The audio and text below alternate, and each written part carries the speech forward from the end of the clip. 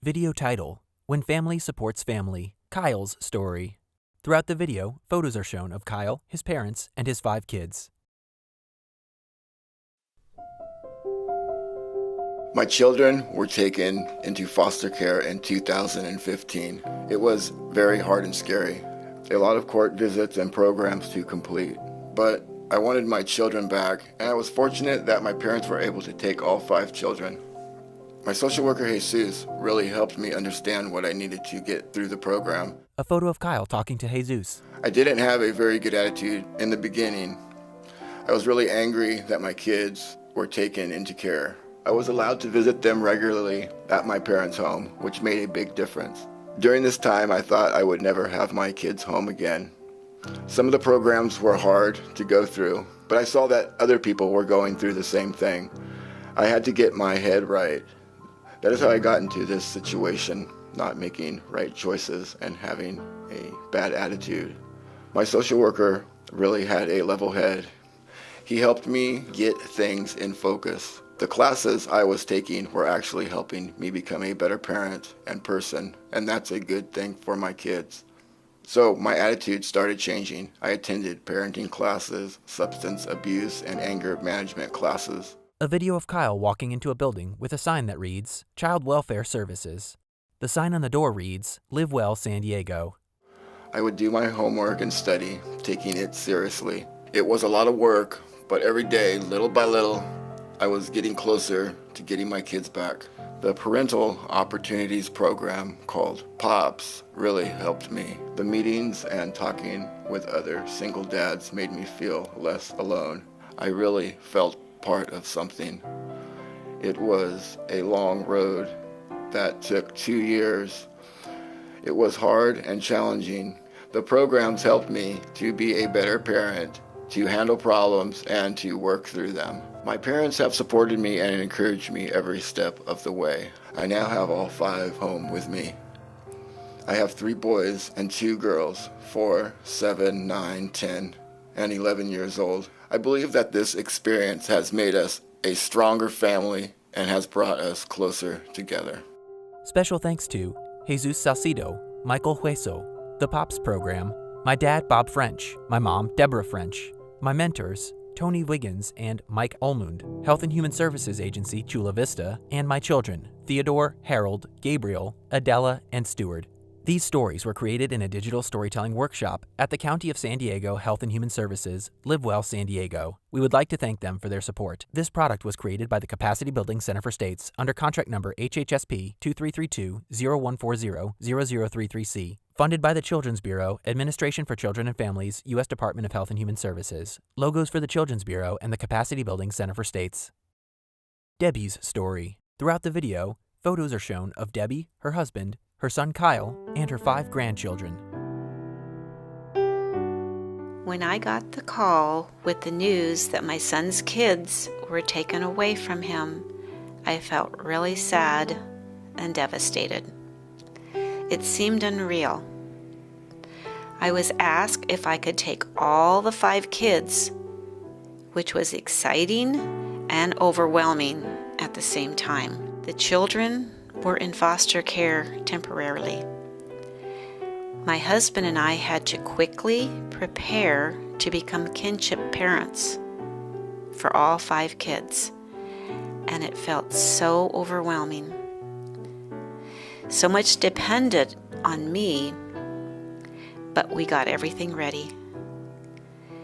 We received a call from the agency that we passed, and the kids could be placed with us. They were so excited. It was a hopeful moment. I always knew the parents wanted to reunite with the kids, but they had to show they were committed to the plan for them. They visited the children faithfully at my home. I was becoming more of a parent, not a grandma. It's a different role. It was hard because I needed to set some boundaries. And the parents had to give me the authority too. And it was not an easy adjustment for both of us. Jesus, our social worker, and all of us met together in our home to work on the plan to return the children. As my son Kyle worked towards the return, the visits moved from supervised to unsupervised. That worked well. The kids were excited to spend more time with their dad. Eventually, Kyle was able to take the kids overnight. Kyle was doing better and better, and in order to return the kids, he had to prepare the house and show that he could take care of the 5 kids. Jesus was very helpful in explaining the steps. As the kids went home, I became a grandma again, and I stayed very involved, which was an important part of our plan with Jesus. Watching them go home was bittersweet for me. I invested 1.5 years with them. I was happy and sad at the same time. It's 2 years now, and they are thriving with their dad. Now I'm truly a grandma again, and I can finally spoil all the 5 kids. Special thanks. I'd like to thank my husband Bob. I couldn't have done it without you. All honor and praise goes to my Lord.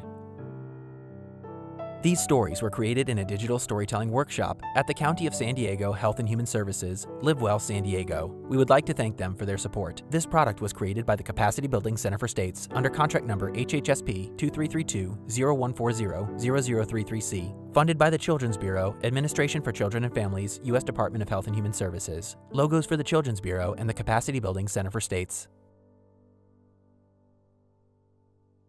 Jesus' story. Throughout the video, photos are shown of Jesus with Kyle, as well as photos of Kyle's children and his parents.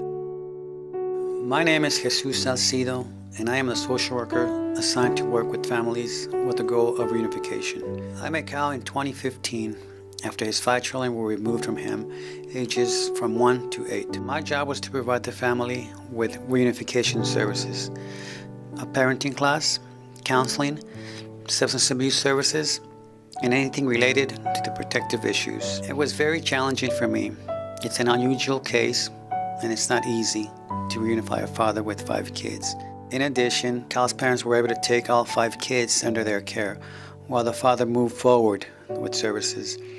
This was very helpful for Kyle, that his children were taken care of and with family. My struggle with Kyle started right from the beginning, as he hated me and had no trust in the system. That was my biggest challenge. I felt like I needed to invest more time to gain his trust and cooperation. I always introduced all providers to him in person and explained their role to the case. Slowly but surely, Kyle moved forward and engaged in services. With trust, he was able to see things were moving forward.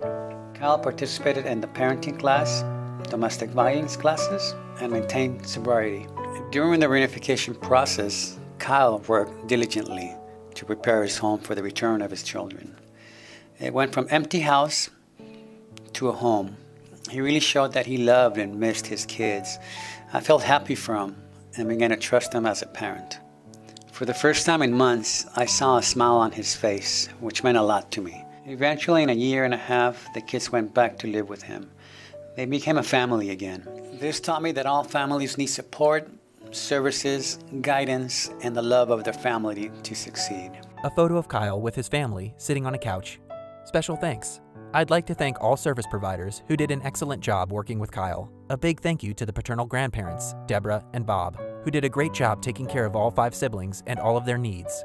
Most importantly, to Kyle, a father of 5 children who showed determination in getting his kids back home again. These stories were created in a digital storytelling workshop at the County of San Diego Health and Human Services, Live Well San Diego. We would like to thank them for their support. This product was created by the Capacity Building Center for States under contract number HHSP 2332-0140-0033C, funded by the Children's Bureau, Administration for Children and Families, U.S. Department of Health and Human Services. Logos for the Children's Bureau and the Capacity Building Center for States.